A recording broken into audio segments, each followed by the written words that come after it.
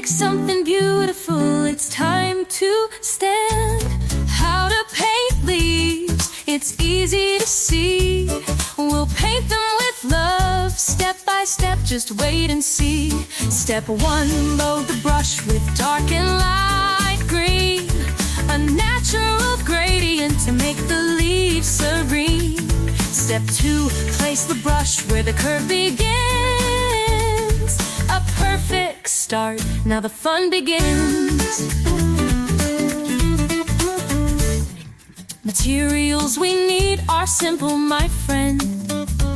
Sap green and lime green to the very end.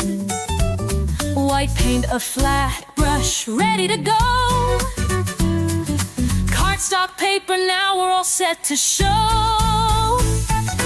How to paint leaves, it's easy to see.